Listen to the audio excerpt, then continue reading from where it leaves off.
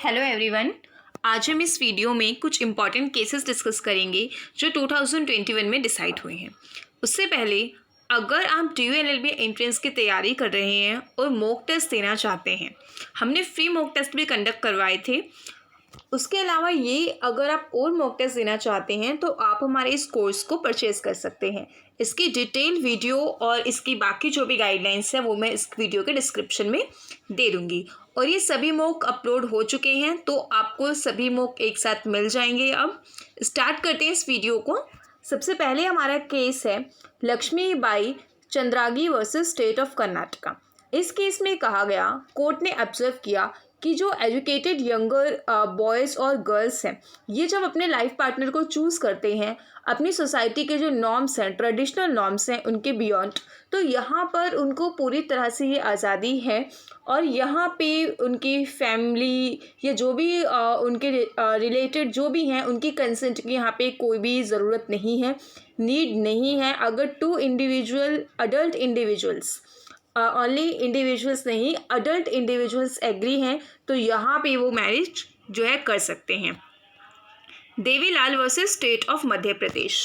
Devilal versus state of Madhya Pradesh, इस case में ये कहा गया कि जो जुवेनाइल ऑफेंडर होते हैं, जुवेनाइल ऑफेंडर यानी जिसकी एज 16 ईयर्स से ज़्यादा है और 18 ईयर्स से कम है, तो उनको कोई भी ऑफेंस करने के बाद कहाँ पर भेजा जाएगा? ज्यूरिसडिक्शनल जुवेनाइल जस्टिस बोर्ड में भेजा जाएगा। इसमें इम्पॉर्टेंट बात ये है कि देखना ये ज़रूरी है कि कौन सी डेट को वो उसको जो है इस पीरियड में माना जाएगा।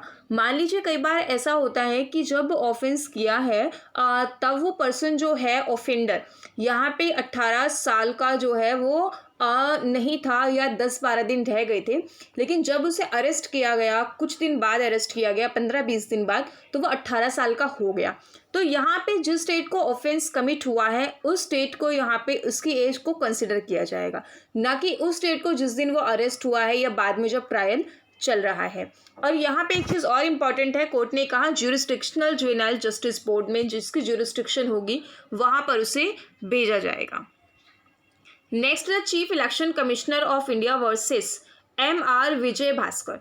इस केस में सुप्रीम कोर्ट ने आर्टिकल 19 क्लॉज 1 क्लॉज ए को इसको ऑब्जर्व करते हुए कहा कि ये जो आर्टिकल है अपने इंडियन कॉन्स्टिट्यूशन का, ये फ्रीडम ऑफ प्रेस को जो है इंक्लूड करता है। अगर आपसे फ्रीडम ऑफ प्रेस का आर्टिकल पूछा जाए तो वो आर्टिकल 19 क्लॉज 1 क्लॉज ए होता है और ये हमारे फंडामेंटल राइट में कवर होता है आर्टिकल 19। तो जो हमारा आर्टिकल 19 है वो freedom of speech and expression को कवर करता है। और अगर हम इस आर्टिकल में freedom of speech and expression की बात कर रहे हैं तो ये freedom to cover court proceedings को भी जो है इंक्लूड करेगा। तो कोर्ट ने इस केस में ये कहा, और कोर्ट ने इसके साथ ये भी कहा कि जो लोग हैं, जनरली लोग हैं, वो इसको जो है वो ओरिएंट कर सकते हैं, इसको देख सकते हैं। तो इसके रिगार्डिंग कोर्ट ने इसमें guidelines the. Satbir Singh versus state of Haryana. इस केस में डाउरी डेथ ट्रायल्स के रिगार्डिंग गाइडलाइंस दी गई। इंडियन पीनल कोड का आर्टिकल सेक्शन 304 का जो बी क्लॉज है वो इसके बारे में बात करता है। और इसमें ये कहा गया कि जो डाउरी डेथ होती हैं, इसमें जो रिलेटेड जो आर्टिकल्स हैं और इससे रिलेटेड एक और केस की जजमेंट थी उसको यहाँ पे रिट्रेट किया गया। और इसमें अगर कोई भी जो लेडी है वो जल के मरती है या इस तरह से जो काफ़ी केसेस आते ही हैं, तो उसमें एक 7 ईयर का पीरियड देखा जाता है। अगर 7 ईयर से पहले, शादी के 7 ईयर के अंदर इस तरह का कोई भी हादसा होता है तो यहाँ पे डाउरी के रिगार्डिंग जो है वो शक जाता है। ये इम्पॉर्टेंट है। नेक्स्ट है Rahul Sharma versus national insurance company limited. इस केस में यहाँ पे सिंपली ये कहा गया कि अगर जो डिकीज्ड पर्सन है, इफ डिकीज्ड वाज सेल्फ एम्प्लॉयड, अगर वो सेल्फ एम्प्लॉयड है और उसकी जो एज है वो 40 ईयर्स से कम है और 40% जो addition would be made to their income as future perspective, ठीक है। तो यहाँ पे अगर वो मर जाता है तो 40% एडिशन जो है उनकी इनकम में फ्यूचर पर्सपेक्टिव के लिए ग्रांट किया जाएगा। तो ये जो जजमेंट है किससे यहाँ पे इसको रिट्रेट भी किया गया है। इस जजमेंट को रिट्रेट किया गया है सुप्रीम कोर्ट की एक प्रीवियस जजमेंट थी, national insurance company limited versus प्रेनेसी थी।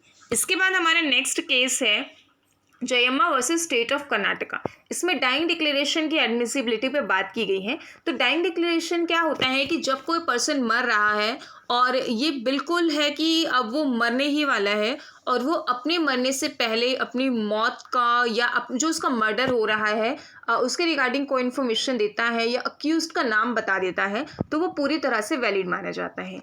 ये इंडियन एविडेंस एक्ट में गिवन है। अगर आप एंट्रेंस की तैयारी कर रहे हैं तो इसमें सिर्फ आपको ये जानना ज़रूरी है कि इस केस में क्या कहा गया है। तो सुप्रीम कोर्ट ने कहा कि इसमें डाइंग डिक्लेरेशन पूरी तरह से एडमिसिबल होगा और इसको एक एविडेंस के तौर पे देखा जाएगा अगर इसमें जो डाइंग डिक्लेरेंट है यानी जो डिक्लेरेशन रिकॉर्ड करवा रहा है, जो भी वो बता रहा है वो पूरी तरह से जो है ये प्रिज्यूम किया जा रहा है कि वो पूरी तरह से सही है और उस पर भरोसा किया जा सकता है। तो यहाँ पे जो है अक्यूज्ड पर्सन को कन्विक्ट इस बेसिस पर भी ठहराया जा सकता है। Mohammad Salimullah versus union of India. तो इस केस में ये कहा गया right not to be deported, ये जो राइट है right not to be deported is connected with the article 19 और ये सिर्फ इंडियन सिटीजन्स को अवेलेबल है। जैसे कि आर्टिकल 14 और आर्टिकल 21 की अगर हम बात करें, ये सिर्फ इंडियन सिटीजन्स को ही नहीं बल्कि सबको मिला हुआ है। तो जैसे कि रोहिंग्या रिफ्यूजीज का डिपोर्ट्स है, इस सभी को देखते हुए कोर्ट ने ये कहा कि ये जो आर्टिकल है ये सबके लिए नहीं है, ये सिर्फ सिटीजन्स के लिए है। नेक्स्ट केस है हमारा Farzana Batool versus union of India. इस केस में ये कहा गया कि सबसे पहले तो इसमें राइट टू प्रोफेशनल एजुकेशन की बात की गई और राइट टू प्रोफेशनल एजुकेशन के साथ इसमें सुप्रीम कोर्ट ने कहा कि जो इंडियन कॉन्स्टिट्यूशन है वो इस बारे में, इंडियन कॉन्स्टिट्यूशन का पार्ट 3 वो इस बारे में बात करता है कि राइट टू एजुकेशन सबके पास है, बट इसका मतलब ये नहीं है कि ये कह रहा है कि right to pursue higher education सबके पास है। इस तरह के राइट की कोई भी बात नहीं की गई है। तो इस केस में सिर्फ इतना ही मेन बताया गया है। नेक्स्ट केस है doctor Jayashree Laxman Rao Patil versus the chief minister.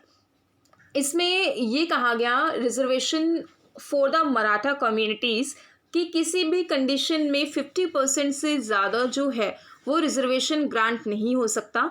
और रिजर्वेशन से रिलेटेड काफ़ी इंपॉर्टेंट केस है इंदिरा साहनी का केस, इसमें भी ये कहा गया कि 50% से ज़्यादा रिजर्वेशन ग्रांट नहीं किया जा सकता। इसके बाद नेक्स्ट जो हमारा केस है वो विकास किसान Rao Gawali versus state of Maharashtra का केस है। इसमें भी ये कहा गया कि ओबीसी रिजर्वेशन कांट एक्सिस्ट 50%। ये बहुत इंपॉर्टेंट है कि किसी भी कंडीशन में ओबीसी का जो रिजर्वेशन है वो 50% से ज़्यादा नहीं हो सकता। इसको लेकर यहाँ पे सुप्रीम कोर्ट ने एक ट्रिपल टेस्ट भी दिए हैं जो कंप्लाइट करेगा स्टेट के थ्रू कभी भी ओबीसी रिजर्वेशन जो है, कभी भी इट मीन्स लोकल बॉडीज़ जो है ओबीसी की सीट्स जो है रिजर्व करते हुए, यानी कि ओबीसी को रिजर्वेशन ग्रांट करते हुए ट्रिपल टेस्ट को कंसिडर किया जाएगा। दैट इज़ फर्स्ट जैसे है इसमें क्लियरली विजिबल है कि सेटअप किया जाएगा डेडिकेटेड कमीशन, और वो डेडिकेटेड जो कमीशन है वो क्या करेगा, वो एक राइगरियस इंक्वायरी कंडक्ट करेगा जिसमें वो क्या करेगा, जो लोकल बॉडीज़ हैं स्टेट के अंदर में उसकी बैकवर्डनेस जो उसका नेचर है, बैकवर्डनेस का नेचर और उसके इम्प्लीकेशन है, इसको पूरी तरह से क्या करेगा, इसकी इंक्वायरी करेगा। और सेकेंड यहाँ पे है कि to specify the proportion of reservation जो लोकल बॉडीज़ यहाँ पे हम बात कर रहे हैं कि जैसे अभी इसके रिगार्डिंग एक बहुत इंपॉर्टेंट अमेंडमेंट्स हैं। अमेंडमेंट है 105 कॉन्स्टिट्यूशनल अमेंडमेंट है। तो ये जो है ये ओबीसी के लिए इसमें स्टेट को पावर दी गई है कि ओबीसी रिजर्वेशन के रिगार्डिंग वो अपने नए लेवल्स या कुछ भी चीज़ें हैं अगर वो देना चाहें तो उनको स्टेट की परमिशन लेने की ज़रूरत नहीं है। इसमें काफ़ी सारी चीज़ें हैं तो उनको भी हम यहाँ कंसिडर नहीं कर रहे हैं। तो ये चीज़ है। इसके बाद थर्ड यहाँ पे ये है कि किसी भी कंडीशन में जो एग्री ग्रेड रिजर्वेशन है, total seat SC ST OBC इन तीनों को कंसिडर करके 50% से ज़्यादा नहीं होगा। Aparna Bhatt versus state of Madhya Pradesh. Aparna Bhatt versus state of Madhya Pradesh, इस केस में ये कहा गया कि जो मध्य प्रदेश हाई कोर्ट की जजमेंट थी जिसमें जो राखी बांधना हो सकता है as a condition for bail, इसको सेट असाइड कर दिया गया था। इसमें बेसिकली यही था कि अगर आप राखी जो है उसको टाई करने को एक बेल का बेस बनाते हो, बेल ग्रांट करने का बेस बनाते हो, तो वो नहीं माना जाएगा। नेक्स्ट है Kerala union of working journalist versus union of India. तो इसमें ये कहा गया कि जो फंडामेंटल राइट है हमारा, राइट टू लाइफ, जो आर्टिकल 21 में गिवन है, वो सभी के लिए है। इसमें ये अनकंडीशनली है। अनकंडीशनली मीन्स कि कुछ भी सिचुएशन हो, कोई सी भी कंडीशन हो, आपके पास वो राइट है। तो ये वाली बात हुई थी यहाँ पे केरला के जो जर्नलिस्ट हैं सिद्दीकी कप्पन, इनको रिलीज़ करने के लिए। तो कोर्ट ने इसमें यही कहा था कि अगर अंडर ट्रायल है, अभी ट्रायल कंप्लीट नहीं हुआ, ट्रायल चल रहा है, तो भी उस प्रिजनर के पास जो है वो राइट टू लाइफ है। Gautam Navlakha versus national investigation agency. इस केस में ये कहा गया, हाउस अरेस्ट की काफ़ी इंपॉर्टेंट केस है ये, सीआरपीसी का सेक्शन 167 से रिलेटेड है। तो बहुत इंपॉर्टेंट केस है ये, और इम्पॉर्टेंट केस के साथ सेमेस्टर के स्टूडेंट्स के लिए काफ़ी ज़्यादा इंपॉर्टेंट है। आप अभी अगर एंट्रेंस की तैयारी कर रहे हैं, उसके बाद जब आप सेमेस्टर में सीआरपीसी पढ़ेंगे, तो आपको अगर इसमें 167 पे, सीआरपीसी के 167 पे क्वेश्चन आता है, तो आप इसको मेंशन कर सकते हैं कि इसमें कोर्ट के पास ये पावर है कि वो हाउस अरेस्ट जो है वो हाउस अरेस्ट कर सके। अब हाउस अरेस्ट जनरली क्या होता है कि अगर कोई पर्सन है वो कहीं पर भी जाने में अनेबल है और उसकी हेल्थ कंडीशन इतनी अच्छी नहीं है, तो उसको उसके घर में ही अरेस्ट किया जा सकता है। इसको लेके काफ़ी क्राइटेरियाज कंसिडर किए गए हैं कि what should be the age और हेल्थ कंडीशन कैसी होगी। ये सभी चीज़ों को मेज़र करके ओवरऑल इसमें कंक्लूजन यही है कि उस पर्सन को उसके घर में भी अरेस्ट किया जा सकता है, घर में ही अरेस्ट करके रखा जा सकता है। ठीक है, तो ये काफ़ी इंपॉर्टेंट है। ये रिलेट कर रहा है सेक्शन 167 ऑफ सीआरपीसी।